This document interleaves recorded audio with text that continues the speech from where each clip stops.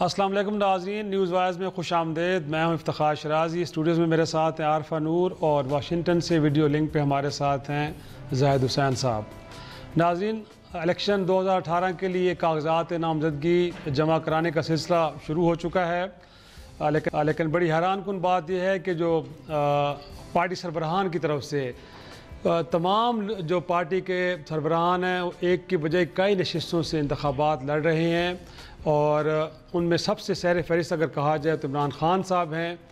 جو ایک کی بجائے 5 قومی اسمبلی کی نشستوں سے الیکشن لڑ رہے ہیں۔ اسی طرح بلاول بھٹو زرداری صاحب کا ذکر کریں تو 3 نشستوں سے وہ الیکشن لڑ رہے ہیں۔ شہباز شریف صاحب جو نون لیگ کے اب سربراہ ہیں، وہ 2 نشستوں سے الیکشن لڑ رہے ہیں۔ اسی طرح باقی امیدواروں کا ذکر کیا جائے تو وہ بھی چودھری نثار علی خان صاحب ہیں، پی ایس پی کے مصطفیٰ کمال صاحب ہیں، کراچی سے 2 قومی اسمبلی کی نشستوں سے الیکشن لڑ رہے ہیں، جبکہ ایک صوبائی حلقے سے بھی الیکشن لڑنے جا رہے ہیں۔ مظفر گڑھ کے جمشید دستی صاحب، ان کی ایک روایت رہی ہے ہمیشہ سے، پہلے تو کہیں قومی اسمبلی کی صرف 2 نشستوں سے الیکشن لڑا کرتے تھے، اب اس بار انہوں نے بھی 3 نشستوں سے الیکشن لڑنے کا فیصلہ کیا ہے، اور ساتھ میں ایک صوبائی اسمبلی کی نشست سے بھی الیکشن لڑیں گے۔ اب یہ کیا وجوہات اس کی ہیں؟ کہیں یہ ہار کا خوف ہے کہ کہیں ہار نہ جائیں کسی ایک نشست پہ الیکشن لڑنے سے، اس لیے زیادہ نشستوں سے الیکشن لڑا جا رہا ہے، یا پھر شک ہے کہ وہ جیت بھی پاتے ہیں کہ نہیں جیت پاتے۔ لیکن مور امپورٹنٹلی لگتا ہے یہ ہے کہ ضمنی الیکشن جب ہوں گے تو الیکشن کمیشن کا کام کافی بڑھ جائے گا، کیونکہ رولز کے مطابق جو بھی کینڈیڈیٹ اگر 5 نشستوں سے بھی جیتا ہے، اس کو کسی ایک نشست کو ریٹین کرنا پڑے گا، اور باقی 3 چھوڑنی پڑے گی، 4 چھوڑنی پڑیں گی، تو آگے چل کے پھر ضمنی الیکشن ہوں گے، اور یقینی طور پہ الیکشن کمیشن کا کام بڑھ جائے گا۔ پروگرام کے دوسرے حصے میں ذکر ہوگا قانون کی طالبہ خدیجہ صدیقی، جن کا ملزم باعزت بری ہوا اس مقدمے میں، کوئی وار کیے گئے تھے، چاقو کے وار کر کے زخمی کیا گیا تھا، لیکن دیکھا یہ گیا کہ استغاثہ جو مکمل طور پہ ناکام ہوا ہے، تفتیش بری طرح غلط انداز میں کی گئی ہے، اور کمزور استغاثہ تھا جس کی بنیاد پہ ملزم کو باعزت بری کیا گیا ہے۔ اب دیکھنا یہ ہے کہ کب تک ملزمان اس چیز کا فائدہ اٹھاتے رہیں گے کہ کمزور استغاثے کی بنیاد پہ ان کو عدالتیں بری کرتی رہیں گے۔ اس معاملے کو بھی ایڈریس کرنے کی ضرورت ہے، کیسے ہو سکتا ہے، اس کو ڈیبیٹ کریں گے۔ پروگرام کے دوسرے سے میں بات ہوگی، تیسرے سے میں بات ہوگی آبی وسائل کے حوالے سے۔ پچھلے دنوں میں چیئرمین وابڈا نے سینٹ کی کامہ کمیٹی کو بڑی طویل بریفنگ دی، جس میں بتایا گیا کہ پاکستان میں آگے چل کے اگلے 10 سالوں میں شدید پانی کا بحران آنے والا ہے، اور پاکستان میں جو پانی ہے بڑا بے دریغ طریقے سے استعمال ہوتا ہے، وہ کاشتکاری کے لیے ہو جہاں پہ 90% پانی استعمال ہوتا ہے، اور باقی جو گھریلو استعمال کے لیے ہوتے ہیں اس میں بھی بالکل احتیاط نہیں برتی جاتی۔ اور یہ بھی بتایا گیا کہ پچھلے 70 برسوں میں جہاں بھارت نے کوئی 5000 سے زائد ڈیم بنا لی ہیں، پاکستان نے ابھی تک صرف 155 ڈیم بنائے ہیں۔ اسی طرح اگر یہ کمپیریزن کیا جائے کہ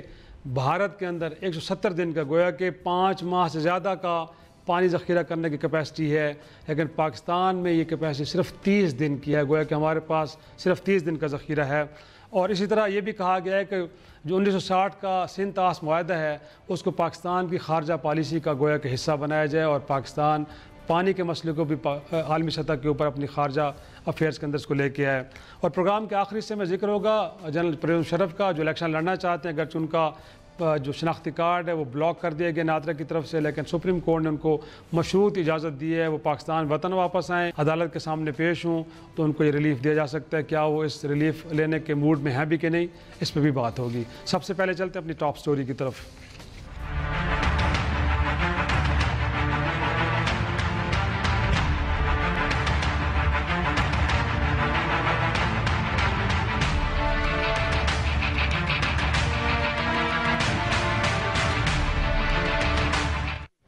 پروگرام میں ایک بار پھر خوش آمدید۔ عارفہ، انفیکٹ جو ہم نے شروع میں بات کی، اگرچہ قانون کے اندر ایک پروویژن ہے کہ اگر آپ چاہیں تو پورے پاکستان سے کہیں سے بھی قومی اسمبلی کی نشست سے الیکشن لڑ سکتے ہیں، اور ماضی میں بھی ہم نے دیکھا ہے خان صاحب پچھلے الیکشن میں 4 نشستوں سے الیکشن لڑے تھے، کہیں 1 سے ہارے سے 3 سے جیتے تھے، بعد میں بائی الیکشن ہوئے۔ لیکن یہ ایک ٹرینڈ ہے کیا؟ بنیادی طور پہ دیکھیں، ایک ایسی ایکسرسائز ہے جس کے نتیجے میں پھر الیکشن کمیشن کو ضمنی الیکشن میں دوبارہ ایک لمبا چوڑا پھر ایکسرسائز میں جانا پڑتا ہے، اور پھر دوبارہ انتخابات کروانے پڑتے ہیں۔ تو پیچھے محرکات آپ کو لگتے کیا ہیں؟ کہ خوف کہیں ہے الیکشن ایک جگہ سے ہار جائیں دوسری جگہ سے جیت جائیں, یا یہ ہے کہ انہوں نے اپنا آپ کو کہ پاپولیرٹی کا گراف بہت زیادہ کیونکہ اوپر چلا گیا ہے تو بہتر ہے کہ اب الیکشن ہر طرف سے لڑیں؟ آئی تھنک شرائع صاحب ایک ملٹیپل فیکٹرز ہوتے ہیں اس کے اندر. عمران خان صاحب یا نواز شریف صاحب نے بھی, آپ کو یاد ہوگا پچھلی دفعہ سرگودا سے بھی الیکشن لڑا تھا اور لاہور سے, اور دونوں جگہ سے جیتے تھے. بی بی بھی اس طرح ہی کرتی تھیں. تو آئی تھنک پارٹلی تو جو پارٹی کے لیڈرز ہوتے ہیں ان کو لگتا ہے کہ وہ ایک سے زیادہ جگہ سے اگر الیکشن لڑیں گے تو اس سے امپریشن یا یہ میسج آئے گا کہ وہ ایک نیشنل لیول کے لیڈرز ہیں اور وہ ایک کنسٹیچوئنسی پالیٹیشین سے بہت زیادہ ہیں. پھر دوسری طرف اگزامپل ہوتا ہے ایسے لوگوں کا جیسے جمشید دستی صاحب ہیں جو اسینشلی تو کنسٹیچوئنسی پالیٹیشین ہوتے ہیں مگر وہ ایک سے زیادہ کنسٹیچوئنسی پہ کیونکہ چاہتے ہیں کہ ان کا انفلوئنس رہے اور ان کا جو بھی ووٹ بلاک ہے وہ ٹوٹے نہیں, تو وہ اس لیے بھی لڑتے ہیں.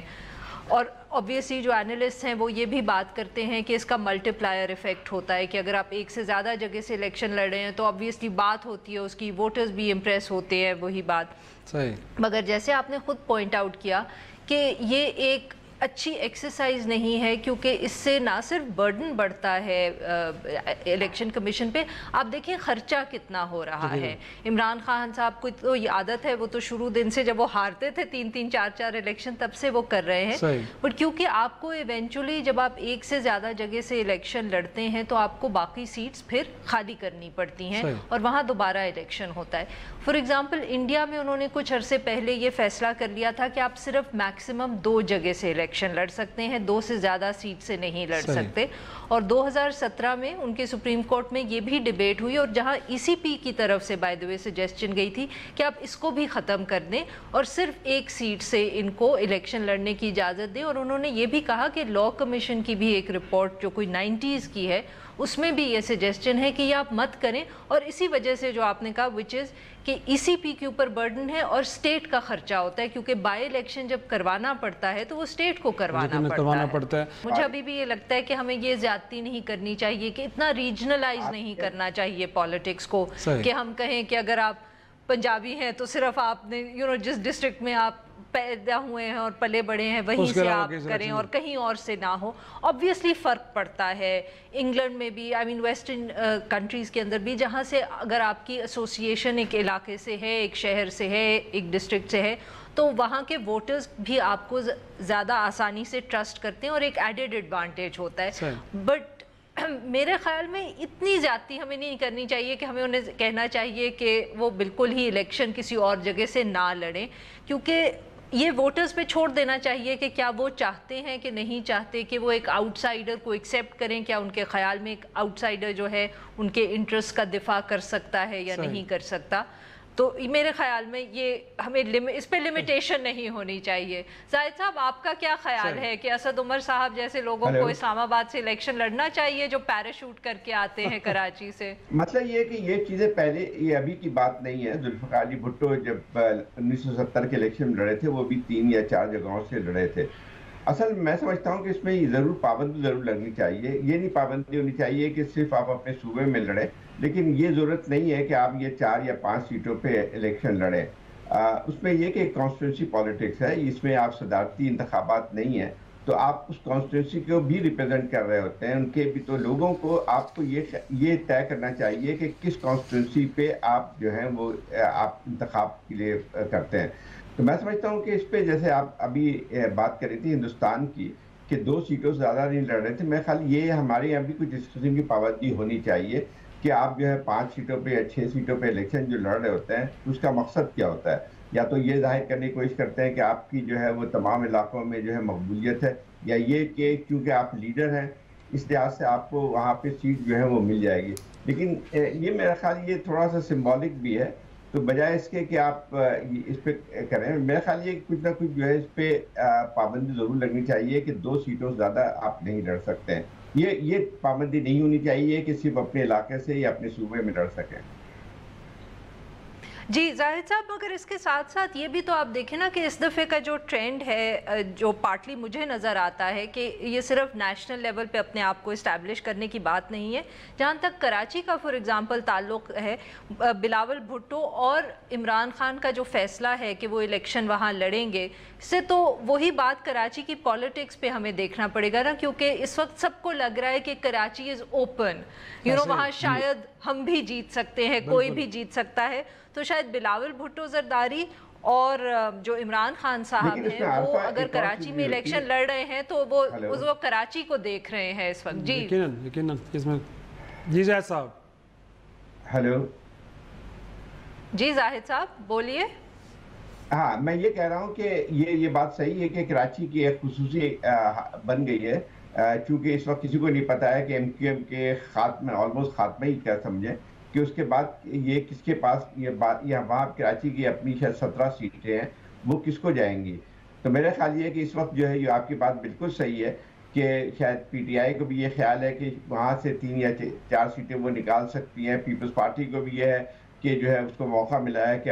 اپنا جو ہے دائرہ کار جو ہے کراچی تک بڑھایا جائے. میرے خیال یہ بات تو سمجھ میں آتی ہے کہ عمران خان صاحب اس لیے لڑنے کی کوشش کر رہے ہیں کراچی سے کہ ایک حد تک موبلائزیشن ہو سکے. یہ حقیقت ہے کہ جب آپ پارٹی لیڈر وہاں سے الیکشن لڑ رہا ہوتا ہے تو وہاں پہ موبلائزیشن زیادہ ہوتی ہے. ایک تو یہ واقعہ، لیکن ایک اور بات بھی آتی ہے کہ پھر جب آپ کانسٹیٹوئنسی پالیٹکس میں آتے ہیں تو اس کے بعد جو ہے دوسرا جو وہ لوکل لیول پہ آپ کا جو بھی کینڈیڈیٹ ہو سکتا ہے یا آگے چل کے ہوگا تو اس کی نوعیت بہت ثانوی سی بن کے آتی ہے.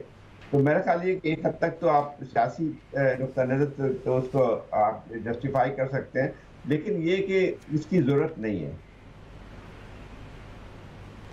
لیکن میرے خیال میں عارفہ انفیکٹ یہ بھی ہے کہ ایڈوانٹیج تب تک ہے کہ جب تک عام انتخابات، پہلے دن انتخابات ہوں گے، آپ نے اپنی پاپولیرٹی کا فائدہ آپ نے اٹھا لیا، لیکن بعد میں ہوتا کیا ہے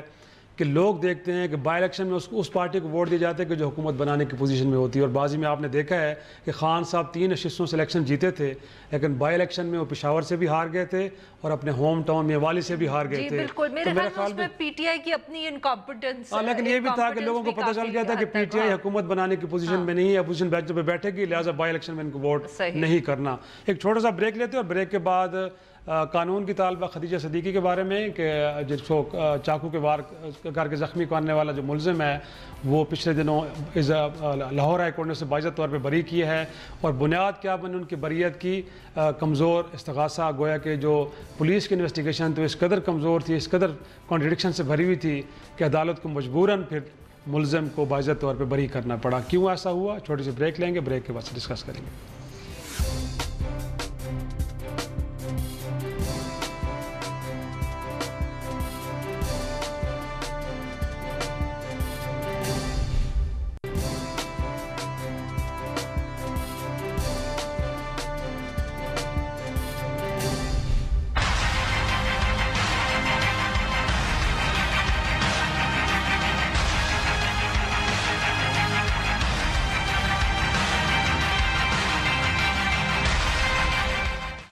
ویلکم بیک.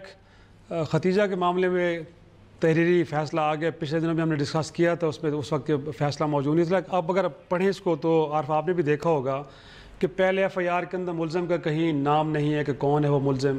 اس کے بعد جو آلہ جو استعمال کیا گیا تھا، جو چھری استعمال کی تھی، کہیں 5 ماہ بعد وہ کسی گارڈن سے مل رہی ہے، اس کے اوپر کوئی بلڈ سٹین نہیں ہے. پھر ڈاکٹر صاحب جو پہلے کہہ رہے ہیں کہ 11 انجریز ہیں، گویا کہ زخم کے 11 نشان ہیں، بعد میں وہی ڈاکٹر صاحب فرما رہے ہیں کہ جی 12 اور ہیں. اسی طرح حملہ ہوتا ہے 3 تاریخ کو، اور پھر بتایا جاتا ہے کہ کافی دن بے ہوش رہی، 5 تاریخ کو جا کے فرسٹ اسٹیٹمنٹ ریکارڈ ہوتی ہے. تو بہت کچھ کنٹرڈکشنز ہیں. پھر وہ کہا جاتا ہے کہ خاص اسٹرانگ ایویڈنس بھی پروڈیوس نہیں کی کہ جس کی بنیاد پہ ہم کہیں کہ حملہ کرنے والا وہی شخص تھا. تو اگر اس قدر تضادات ہوں گے پروسیکیوشن کے اندر، انویسٹیگیشن کے اندر، تو میرے خیال میں کوئی بھی جج ہوتا مجبوراً اس کے پاس یہی ایک راستہ تھا کہ وہ ملزم کو بری کر دیتا. شرازی صاحب ٹھیک ہے، یہ تو ہم صحیح بات ہے کہ اگر ججمنٹ پڑھیں تو اس سے لگتا ہے کہ بہت سارے پروسیکیوشن نے جو کیس پریزنٹ کیا وہ ذرا ویک تھا. مگر اس کے علاوہ یہ تو ایک ہمارے سسٹم کا مسئلہ ہے ہی صحیح، اور ہم بہت دفعے اس پہ بات کر چکے ہیں. اور جیسے کہ ہم نے پچھلی دفعے بھی ڈسکس کیا تھا کہ جو کیسز ہوتے ہیں جن کے اندر خواتین پر حملے ہوتے ہیں،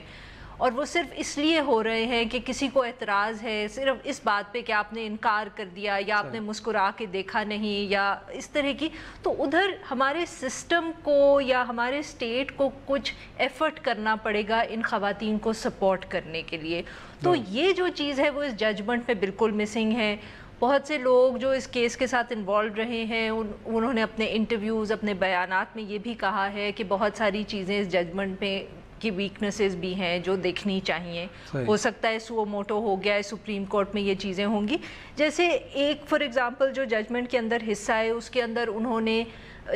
جو ذکر کیا ہے خدیجہ کا کوئی خط تھا جو لڑکے کو لکھا گیا.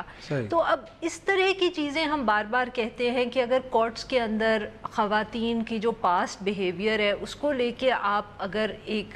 ججمنٹ دیں گے یا اس کو وہ کریں گے تو ذرا تھوڑی زیادتی ہے اور یہ چیزیں ہمیں دیکھنی پڑیں گی. بیکاز اس کے بعد اگر یہ ہم چیزیں دیکھیں گے نہیں تو پھر ہم جو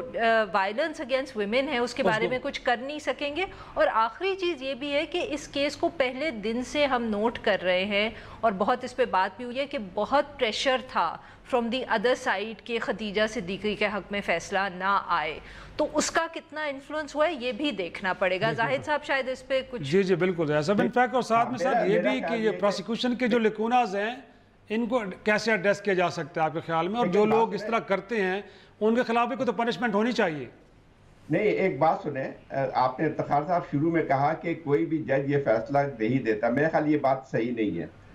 میں نے بھی پورا ججمنٹ پڑھا ہے, پورا اس کو میں فالو کر رہا تھا. دیکھیں ایک بات بہت صاف نظر آتی ہے کہ پروسیکیوشن کی جو خامی تھی وہ اپنی جگہ پہ, لیکن ایسا معلوم ہوتا ہے کہ پورا سسٹم ان کو جو ہے بچانے کے اس میں تھا. جو جنہوں نے اٹیک کیا تھا شاہ حسن جو ہے ان کو بچانے کے لیے تھا. اب وہ اتنی آبویس نظر آ رہی ہے کہ 3-4 چیزیں آپ سے جو ہے آپ نے بتائی ہیں اس میں کہ جو یہ ایسا معلوم ہوتا ہے کہ بجائے اس کے کہ اس کیس کو نوعیت کو دیکھیں وہ انہوں نے ایک وکٹم کو جو ہے چارج شیٹ کرنے کی کوشش کی ہے. دوسری بات یہ دیکھیں انفلوئنس کی ہے. اس ملک میں ایسا ہی معلوم ہوتا ہے کہ چاہے وہ پروسیکیوشن کے ذریعے ہو چاہے آپ کے ذریعے ہو, آپ کے اگر انفلوئنس ہے تو آپ جو ہے you can get away with murder. یہ بات بالکل صاف نظر آتی ہے. ایک سب سے بنیادی چیز آتی ہے کہ جو ہے انہوں نے پوری چیزوں میں جو خدیجہ نے بیان کیا, دیکھیں ایک زخمی اور لڑکی آتی ہے, آپ اس کو یہ پوچھتے ہیں کہ 17 تھے یا 18 وہ تھے, اس پہ سارا زور یہ ہے. مسئلہ یہ آتا ہے کہ آپ پھر اس میں یہ لگتے ہیں کہ کیونکہ لڑکی نے بھی خط لکھا تھا, کیا لڑکی نے اگر خط لکھا تھا کوئی جسٹیفائی ہو جاتا ہے کہ آپ اس کو مار ڈالیں. مسئلہ یہ آتا ہے کہ جو ہے یہ تمام چیزیں کسی اور چیز کو ظاہر کرتی ہیں کہ پورا سسٹم اس کو بچانے کے اس میں تھا. ایک تو یہ بات ہوئی. دوسری بات یہ ہے کہ جو خدیجہ نے جو اپنے زاہد صاحب آپ ذکر کر رہے تھے کہ شاید کوئی لاہور بار کاؤنسل نے ریزولوشن بھی پاس کی ہے اس سلسلے میں. اس پہ بات رہا ہوں. دیکھیں ان کا دیکھیں اثر کیا. والد صاحب ان کے وکیل ہیں اور کافی بااثر وکیل ہیں, اور اس نے جو ہے فوراً اس کے بعد جو ہے کیس کے انہوں نے بار میں ایک ریزولوشن موو کیا ہے چیف جسٹس کے خلاف کہ یہ سو موٹو نوٹس جو ہے کیوں لیتے ہیں, اور ایک فل بینچ بننا چاہیے جو یہ طے کرے کہ کس بات پہ سو موٹو نوٹس لینا چاہیے کس پہ نہیں لینا چاہیے. خیال ایک عجیب سی بات آتی ہے کہ اب اس سے اندازہ لگا لیں کہ بار نے اس ریزولوشن کو جو ہے وہ یونانیمسلی قبول کیا. اس سے پہلے جو ہے 50,000 جو ہیں سو موٹو نوٹس لیے جا چکے ہیں, اس پہ ان کو خیال نہیں آیا. اور اس کے محرک جو ہیں ان کے والد صاحب شاہ حسن کے جو کہ ملزم تھے. اب مسئلہ یہ آتا ہے کہ یہ چیز کس بات کی نشاندہی کر رہی ہے کہ اگر اتنے پاورفل ہیں ان کے والد صاحب کہ بار کے ذریعے ایک ریزولوشن پاس کروا دیتے ہیں چیف جسٹس کے استخدام کے, تو آپ کو اندازہ ہوگا کہ پھر اس کے بعد ان کا دریا پہ کتنا اثر ہوگا. ایک تو یہ بات ہوئی. دوسری بات ہے ڈونٹ فورگیٹ اباؤٹ اٹ کہ جو ہے وہ لڑکی نے ایک بات اور کی ہے کہ گورنر پنجاب راجوانہ جو کہ خود بھی ایک لائر ہیں, وہی ملتان سے بھی ان کا تعلق ہے, انہوں نے ان کو بلا کے کہا تھا کہ آپ یہ کچھ موقع کر لیں. اور اس کے بعد جج کی بات بھی آئی کہ اس کو چیمبر میں بلا کے کہا کہ اس پہ آپ کوئی نہ کوئی تصفیہ کر لیں. مسئلہ یہ آتا ہے کہ جو پورے مجھے نظر آتا ہے ججمنٹ کو دیکھ کے, اس میں لگتا یہ ہے کہ جو وکٹم ہے اس کو چارج شیٹ کیا گیا ہے. یہ میرا خیال ہے کہ ہماری عدلیہ کی پورا سسٹم کے لیے جو ہے ایک لحاظ سے میں سمجھتا ہوں کہ ایک ایسا نظر آتا ہے کہ درست کیس درست کہہ رہے ہیں سر، ایک بہت بڑا ٹیسٹ کیس ہے ان کے لیے، اور میرا خیال میں جب کورٹ نے اس کو سو موٹو لیا ہے تو جو آپ بھی بات کر رہے ہیں کہ پورا سسٹم شاید ملزم کو بچانے کی کوشش کر رہا تھا، اس پہلو کو ضرور دیکھنا چاہیے۔ ایک چھوٹا سا بریک لیں گے، بریک کے بعد 2025 تک کہا جا رہا ہے کہ پاکستان شدید آبی بحران کا شکار ہوگا، اسے کیسے بچا جا سکتا ہے، چیئرمین وابڈا نے کیا کہا ہے کاموں کمیٹی سینٹ کو، چھوٹی سی بریک کے بعد سے ڈسکس کریں گے۔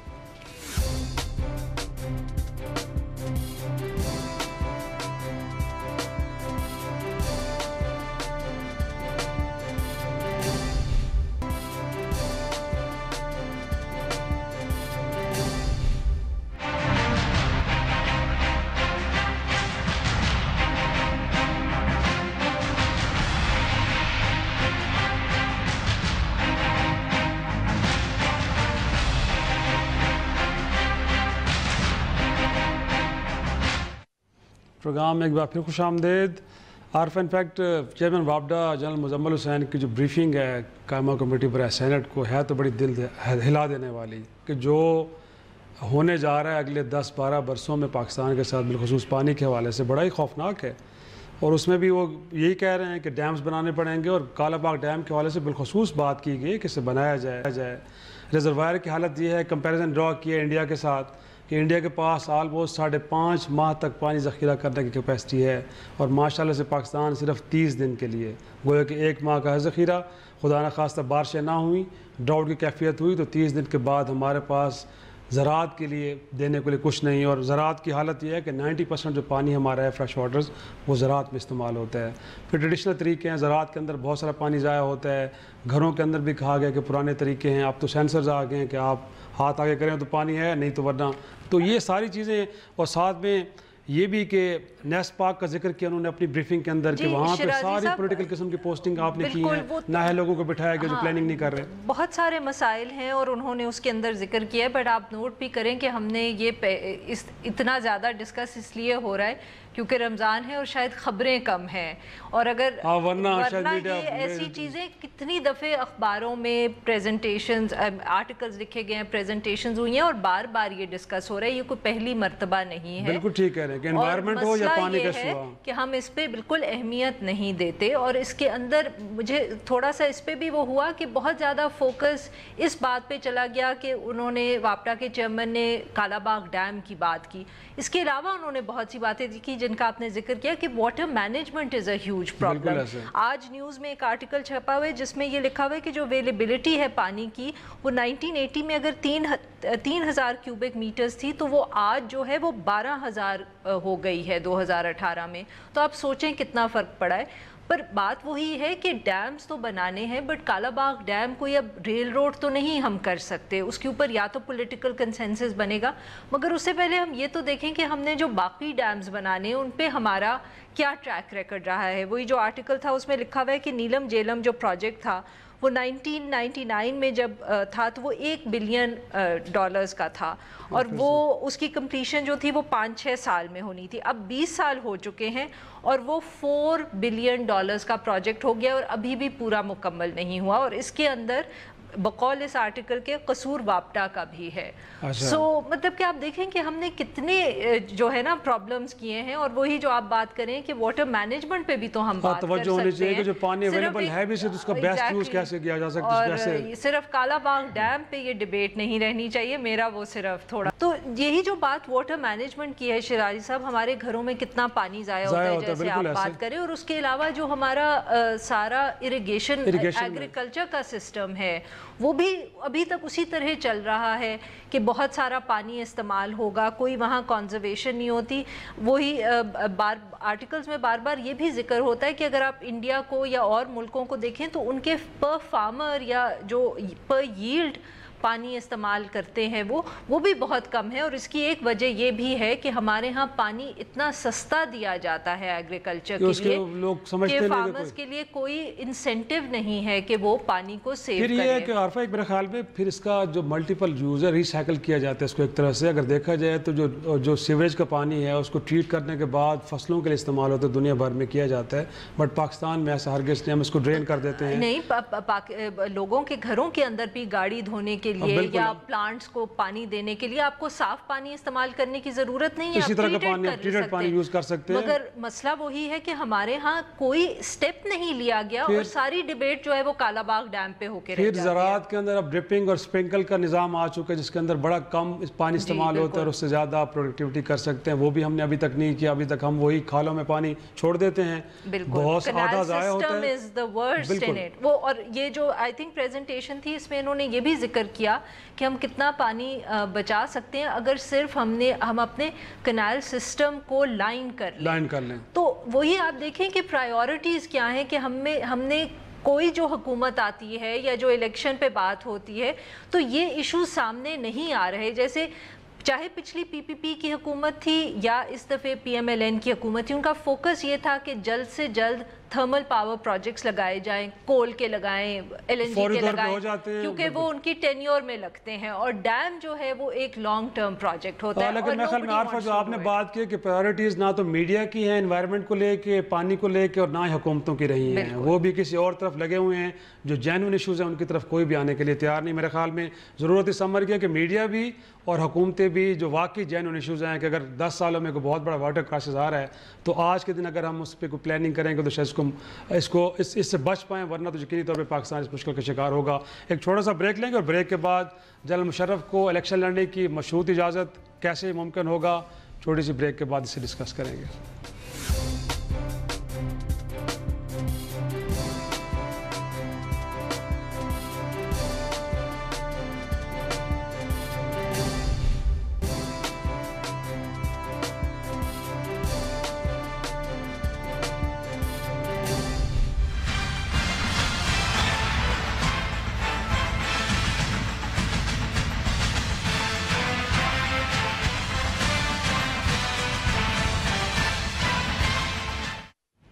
پروگرام ایک بار پھر خوش آمدید۔ عارفہ، جنرل مشرف کو 13 جون کو طلب کیا سپریم کورٹ نے اور کہا ہے کہ آپ آ جائیں،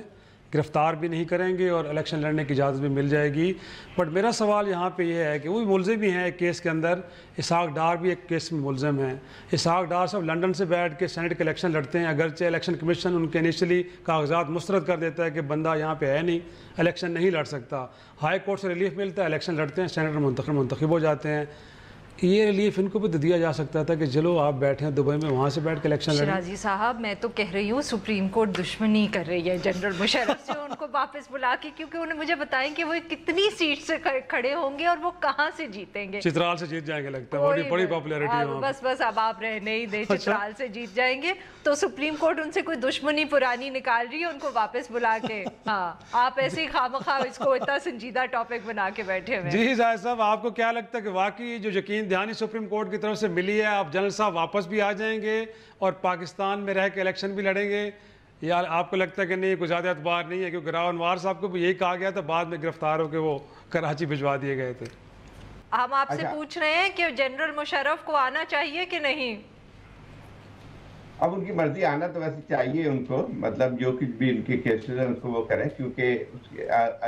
اس وعدے پہ گئے تھے کہ ان کو جب بھی بلایا جائے گا آ جائیں گے۔ اب مسئلہ جہاں تک الیکشن کا ہے، میرا خیال یہ ہے کہ اب بہت دیر ہو گئی ہے، الیکشن میرا خیال لڑنے کا ان کو ارادہ ملتوی کر دینا چاہیے، کیونکہ ان کے جیتنے کی کوئی چانسز نہیں ہے۔ چترال کی جو بات آپ کر رہے تھے، چترال پہلے جو ہے وہ شاید 2013 میں ان کی شاید بہتر صورتحال تھی، لیکن اب جو ہے وہ مجھے نظر نہیں آتی ہے کہ وہ وہاں سے بھی جیت سکیں گے۔ تو میرا خیال ان کی عافیت اسی میں ہے کہ جو ہے الیکشن نہ لڑیں تو زیادہ بہتر ہے۔ آنا چاہیں تو ضرور آ جائیں، لیکن جو ہے وہ الیکشن کے لڑنے کے لیے نہ آئیں۔ ویسے آپ کا کیا خیال ہے کہ کیا ول دا ملٹری وانٹ کہ جنرل مشرف واپس آئیں اور الیکشن لڑیں؟ اہم سوال ہے۔ میرا خیال یہ کہ اب تو خیر وہ ملٹری کے دائرہ کار سے باہر نکل گئے ہیں، اب ملٹری چاہے یا نہ چاہے، کیونکہ بہت پہلے بھی کچھ نہیں چاہتے تھے وہ، اس کے باوجود بھی آ گئے تھے، تو وہ تو الگ مسئلہ آتا ہے۔ پروٹیکشن ان کو ملی تھی اور شاید بہت دیر تک اگر یہ کیا انہوں نے تو بہت دیر تک پروٹیکشن بھی شاید نہیں ملے گی۔ آپ کو یاد ہوگا کہ جنرل ٹکا خان بھی جو چیف آف آرمی سٹاف تھے، خیر وہ حکومت میں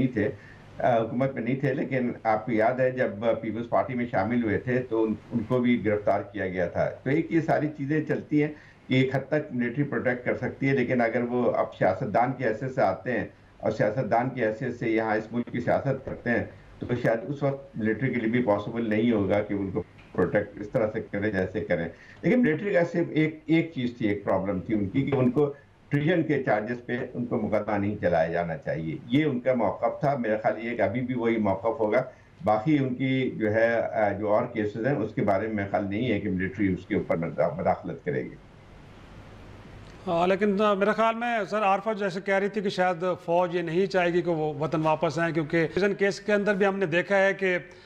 پریشر وہیں پہ آیا, ان کو بچانا پڑا, پھر ملک سے باہر نکالنے کے لیے بھی کچھ نہ کچھ کرنا پڑا. تو میرا خیال یہی ہے, میں عارفہ کے ساتھ اس حد تک اتفاق کرتا ہوں کہ شاید وہ چاہیں گے کہ نہ آئیں, کیونکہ جب وہ وطن واپس آئیں گے تو پھر غداری کا مقدمہ پھر سے چلے گا, پھر ان کی گرفتاریاں ہو سکتی ہیں, کچھ اور ہو سکتا ہے. تو ان کی بھی خواہش یہی ہوگی کہ جنرل صاحب دبئی میں رہے تو بہتر ہے. اسی کے ساتھ پروگرام کا وقت ختم ہوا. اجازت دیجیے, خدا حافظ.